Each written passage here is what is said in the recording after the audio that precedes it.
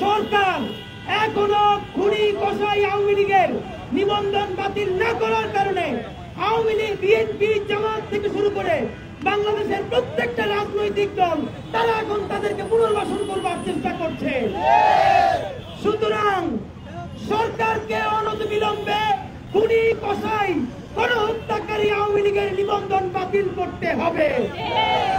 Number 2, যেই দলটা গণহত্যা করেছে তার কেন্দ্রীয় কমিটি থেকে শুরু করে ইউনিয়ন কমিটি পর্যন্ত প্রত্যেক কমিটিতে যতগুলো সন্ত্রাসী আছে ইতিমধ্যে বাংলাদেশে তারা গুপ্ত হত্যা শুরু করেছে। তাদের হাত থেকে, গুপ্ত হত্যা থেকে বাংলাদেশের ছাত্র জনতাকে রক্ষা করতে, বাংলাদেশের ছাত্র জনতা এবং জুলাই যোদ্ধাদেরকে নিরাপদে রাখতে এই কসাই খুনি লীগের কমিটিতে থাকা প্রত্যেককে অতি সত্বর গ্রেফতার করতে হবে। এবং 3 নম্বর দাবি হচ্ছে বাংলাদেশের জুলাই বিপ্লবে যারা আন্দোলন করেছে, রাজপথে সংগ্রাম করেছে, সেই বিপ্লবী জুলাই যোদ্ধাদের ঢাকা রাজধানী থেকে শুরু করে ইউনিয়ন পর্যন্ত প্রত্যেকটা ছাত্র জনতা জুলাই যোদ্ধার জীবনের সম্পূর্ণ নিরাপত্তা নিশ্চিত করতে হবে। যদি না পারেন আমাদের এই দাবি, আমরা এখন কোন উপদেষ্টাকে বিশ্বাস করি না, কারণ সকল কথা তারা ডক্টর ইউনূস সাহেবের উপর দিয়ে চালিয়ে দেয়। যেহেতু ডক্টর ইউনূস সাহেব ছাড়া এখন আর কোনো কাজ হয় না, সুতরাং আমরা আমাদের এই 3 দফা দাবি এইখানে লিখে ডকুমেন্টেড করে নিয়ে এসেছি।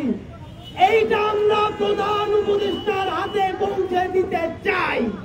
এখান থেকে মন্ত্রীপাড়া 5 মিনিটের সময়, 3টার মধ্যে, আবার বলি 3টার মধ্যে ছাত্র জনতার কাছ থেকে যারা এখন অনশনে আছে এই 3 দফা দাবি নিয়ে যে কোনো একজন উপদেষ্টাকে এসে এই দাবি আমাদের কাছ থেকে গ্রহণ করতে হবে এবং এই দাবি গ্রহণ করে প্রধান উপদেষ্টার কাছে পৌঁছে দিতে হবে।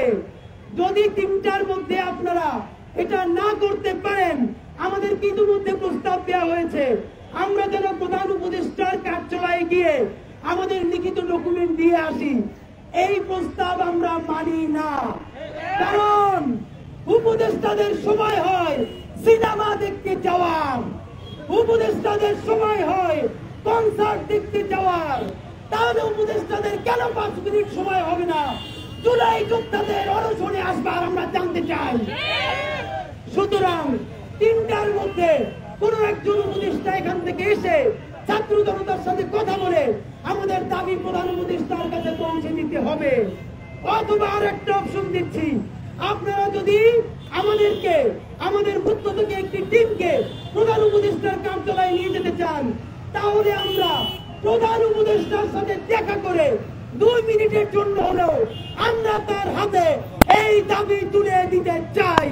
তার পরিবর্তে অন্য কারোর সাথে প্রধান উপদেষ্টার কার্যালয়ে আমরা দেখা করব না।